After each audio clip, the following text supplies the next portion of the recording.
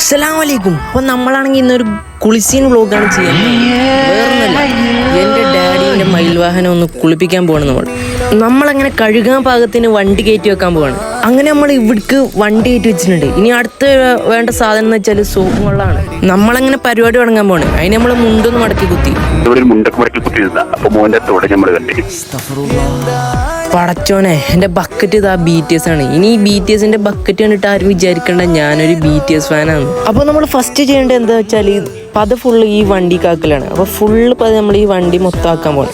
ഇങ്ങനെയുള്ള സാഹചര്യങ്ങളാണ് നമുക്കൊരു താടിയും മീശയൊക്കെ വെക്കാൻ പറ്റുക. അതങ്ങനെ സാധിച്ചു. നമ്മളങ്ങനെ പതയെല്ലാം തേച്ച് കഴിഞ്ഞ് ഇനി വണ്ടിയിൽ വെള്ളം ഒഴിക്കാൻ പോകണം. ഈ ഇങ്ങനെ നീട്ടൊഴിക്കാനുള്ള കഴിവ് ബോയ്സിന് മാത്രമേ കിട്ടുള്ളൂ. അത് പ്രത്യേക പരിശീലനത്തോടു കൂടി കിട്ടിയ കഴിവാണ്. അപ്പോൾ എൻ്റെ ഉമ്മ പറഞ്ഞു, എന്തായാലും നീ പണിയെടുക്കല്ലേ, എന്നാൽ ഈ സിറ്റ് ഔട്ടും കൂടി കഴുകിടുക. ചെയ്യാൻ പറ്റൂല എന്ന് പറഞ്ഞാൽ നമ്മൾ 10 മാസത്തിൻ്റെ കണക്ക് വെക്കേണ്ടി വരും. അപ്പോൾ എന്തായാലും നമ്മളിത് ഫുള്ള് കഴുകിടുകയാണ്.